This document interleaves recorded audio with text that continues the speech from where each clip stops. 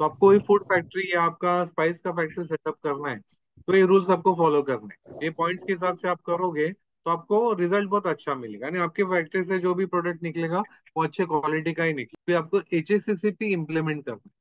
आप जब ये एक्सपोर्ट के लिए करोगे ना, तो आपका फैक्ट्री जो स्टैंडर्ड्स आप फॉलो करोगे, तो ISO जब भी लेते हो तो ISO फूड के लिए आपको फिर HACCP लेना है, hazards application critical control point. यानी प्रॉब्लम जहां जहां पे प्रॉब्लम आने का संभावना है, वहां पे करेक्शन मेथड्स लाए जाते हैं, कंट्रोल पॉइंट्स लाते हैं, और वहां पे फिर कंट्रोल लाके वो क्वालिटी इंश्योर किया जाता है, वहां से फिर कंटेमिनेट नहीं होना चाहिए।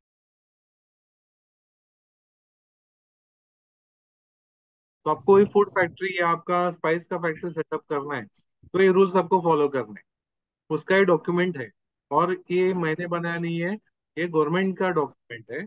ये पॉइंट्स के हिसाब से आप करोगे तो आपको रिजल्ट बहुत अच्छा मिलेगा, यानी आपके फैक्ट्री से जो भी प्रोडक्ट निकलेगा वो अच्छे क्वालिटी का ही निकले, और इंटरनेशनल का प्रोडक्ट आ जाएगा। तो भले आप लोकल मार्केट में बेचना हो आपको, रूल्स फॉलो करोगे तो आपका लोकल मार्केट में भी अच्छा क्वालिटी का मटेरियल निकलेगा। अभी इसमें देखोगे ना कि अपना लोकेशन कैसा होना चाहिए, अपने फैक्ट्री के आजू बाजू में कैसा होना चाहिए, सराउंडिंग एरिया कैसा होना चाहिए, प्रेमाइसेस रूम्स कैसे होने चाहिए, इक्विपमेंट्स कौन से कैसे होने चाहिए, कंटेनर फैसिलिटीज यूटिलिटीज, यानी टॉयलेट WC की फैसिलिटीज वगैरह सब, ये उसमें कैसे होने चाहिए उसके बारे में ये इंफॉर्मेशन दिया हुआ है। फिर एस्टेब्लिशमेंट कंट्रोल ऑफ ऑपरेशंस, फिर मैनेजमेंट ऑफ रॉ मटेरियल, यानी आपका जो फैक्ट्री रहेगा तो रॉ मटेरियल जैसे आएगा उसको क्वालिटी चेकिंग किया गया, उधर आपको क्वालिटी चेकिंग सिस्टम आना चाहिए। फिर नेक्स्ट स्टेज होगा, आपको स्टेरिलाइज करना है तो स्टेरिलाइजेशन आएगा। ओके, स्टेरिलाइज करने के बाद उसको फिर अगर रोस्टिंग करना है तो रोस्टिंग आ जाएगा, या फिर आपको डिहाइड्रेट करना है तो डिहाइड्रेशन आ जाएगा। डिहाइड्रेशन के बाद पल्वराइजिंग आ जाएगा। पल्वराइजिंग करने के बाद पाउडर करोगे आप, पल्वराइज करने के बाद, तो पल्वराइजिंग करने के बाद आप ब्लेंडिंग करोगे, अलग अलग ब्लेंड्स बनाओगे, तो और हर एक ऑपरेशन के बाद क्वालिटी चेकिंग आ जाएगा। फिर आप ब्लेंडिंग करने के बाद फिर उसका पैकिंग हो जाएगा, वापस टेस्टिंग हो जाएगा, फिर पैकिंग हो जाएगा। ये जो आपका फैक्ट्री का डिजाइन जो है ना, वो स्टेप बाय स्टेप सीरियली होना चाहिए। अभी कुछ फैक्ट्री में देखा कि एंट्री में उन्होंने पैकिंग मशीन रखा है। ओके, और फिर बाकी मिसमैच है, उधर रोस्टिंग मशीन अलग जगह पे है और पल्वराइजर अलग जगह पे है। तो क्या है ना, ये ऐसे रखने से ना, एक तो अपना टाइम, वर्कर्स का भी टाइम बहुत जाता है। ओके, सीरियली रहेगा तो प्रॉपर आपका कंट्रोल आ सकता है आपके फैक्ट्री पर, कौन सा एक्टिविटी किधर चल रहा है, किसमें कितना टाइम लग रहा है।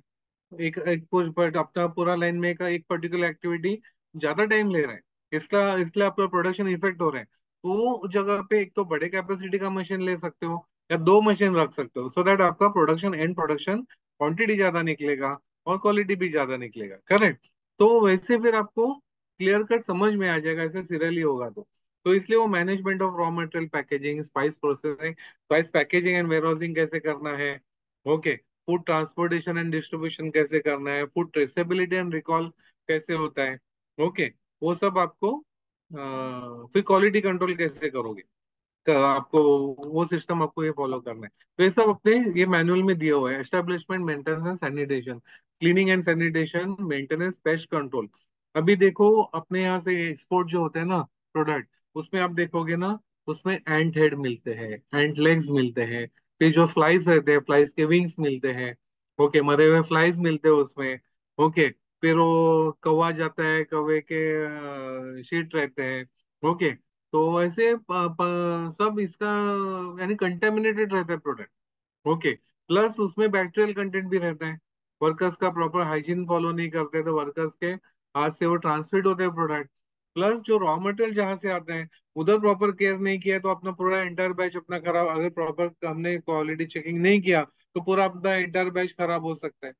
ये सब क्या है ना, ये अपने को कंट्रोल में लाना है। ओके, तो उसके लिए फिर पेस्ट कंट्रोल सिस्टम होना चाहिए। ओके, मेंटेनेंस रेगुलरली आपके इक्विपमेंट्स है, इक्विपमेंट्स में कुछ किधर कुछ पार्टिकल्स निकल रहे हैं, वो मेंटेनेंस होना चाहिए, वो निकलना चाहिए नहीं चाहिए। फिर आपके लाइट्स है, फैंस है, उसके ऊपर डस्ट जम जाता है, तो डस्ट जमने के बाद कुछ दिन के बाद वो गिर जाएगा आपके प्रोडक्ट में, आ जाएगा तो आपका प्रोडक्ट कंटेमिनेट हो जाएगा, क्योंकि डस्ट जम जाता है तो उसमें बैक्टीरियल कंटेंट हो जाते हैं। तो उधर आपका रेगुलर क्लीनिंग सिस्टम होना चाहिए और उसका डॉक्यूमेंट एविडेंस भी रखना चाहिए। ओके, तो पेस्ट कंट्रोल में राइट्स नहीं आनी चाहिए आपके फैक्ट्री में, कॉकरोचेस नहीं आनी चाहिए। उसके लिए रेगुलर पेस्ट कंट्रोल सिस्टम भी आपका इंटैक्ट होना चाहिए, या एंड्स भी नहीं आने चाहिए। ये सब पेस्ट, यानी कोई भी इंसेक्ट पेस्ट आपके फैक्ट्री में आना नहीं चाहिए। प्लस आपके इधर जो वेस्टेज जनरेट होगा, वो आप डिस्पोज ऑफ कैसे करोगे, वो भी आपको क्लियर क्लियर कट मेंशन करना है। ओके, तो हेल्थ स्टेटस, आपके वर्कर्स का हेल्थ स्टेटस रेगुलरली उसका हेल्थ मॉनिटर करना है। एवरी 3 मंथ्स में उसका वो प्रॉपर हेल्दी है, उसको कुछ कम्युनिकेबल डिजीजेस नहीं हुए हैं, उसका रिकॉर्ड होना चाहिए। वो क्या नहीं, डॉक्टर्स के टाइप से करके सब वर्कर्स का रेगुलर मेडिकल मेडिकल चेकअप होना चाहिए। ओके, तो वर्कर्स को पर्सनल क्लीनलीनेस, पर्सनल बिहेवियर, यानी वर्कर्स को नाखून बढ़ाना अलाउड नहीं है। ओके, दाढ़ी बढ़ाना अलाउड नहीं है। ओके, तो ये सब यानी वर्कर्स को, वर्कर्स का बिहेवियर कंट्रोल करना भी इम्पोर्टेंट। प्लस विजिटर्स, हो सकेगा तो आपके फैक्ट्री में विजिटर्स अलाउ मत करो, दूर से ही देखने को अलाउ करो, बट फैक्ट्री में एंट्री करने मत दे दो। ओके, क्योंकि बहुत रिस्की होता है, कौन का क्या इंटेंशन से आएगा वी डोंट नो। करेक्ट, उसने अगर फूड पॉइजनिंग किया तो बहुत प्रॉब्लम हो सकती है, देखा नहीं है और उसने फूड पॉइजनिंग किया कुछ, तो बहुत प्रॉब्लम हो सकता है। इसलिए हो सकेगा तो विजिटर को अलाउ ही मत करो आपके factory. Correct, awareness and response training उनके वर्कर्स को दे दो। फिर आपको HACCP इम्प्लीमेंट करना है।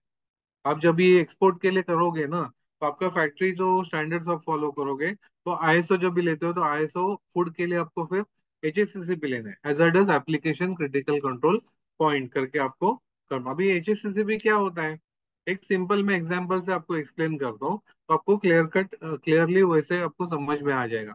फैक्ट्रीज में भी देखा है कि 10-10 किलो का पैकेट रहते हैं, उसमें से 1 किलो निकाले, बाकी का फोल्ड करके वो स्टेपलर लगाते हैं। वो स्टेपलर उड़ के आपके प्रोडक्ट में, पाउडर्स में गिर सकता है। तो वहां पे फिर फैक्ट्री में अगर ऐसा ऐसा प्रैक्टिस है, फिर वहां पे भी आपको रेक्टिफिकेशन करना है। यानी प्रॉब्लम जहां जहां पे प्रॉब्लम आने का संभावना है, वहां पे करेक्शन मेथड्स लाए जाते हैं, कंट्रोल पॉइंट्स लाते हैं, और वहां पे फिर कंट्रोल लाके वो क्वालिटी इंश्योर किया जाता है, वहां से फिर कंटेमिनेट नहीं होना चाहिए। करेक्ट, इसलिए दीवार को भी पेंट लगा तो वॉशेबल पेंट क्यों चाहिए, क्योंकि वहां पे डस्ट जम जाता है, डस्ट में बैक्टीरिया हो जाते हैं, और वर्कर्स का हाथ लग गया दीवार को, तो हाथ कंटेमिनेटेड हो जाते हैं, फिर आपका वही हाथ जब भी पाउडर्स को लगाते हैं, तो पाउडर अपना कंटेमिनेट हो जाता है। करेक्ट, तो ये सब जहां जहां पे अपना प्रोडक्ट कंटेमिनेट हो सकता है, वहां पे चेकिंग आता है, और चेकिंग करके वहां पे कंट्रोल लाया जाता है, सो दैट अपना प्रोडक्ट कंटेमिनेटेड नहीं होगा। और अपना प्रोडक्ट कहाँ पे भी हम लोग एक्सपोर्ट करोगे, कौन से भी कंट्री में, तो अच्छे क्वालिटी का ही निकलेगा।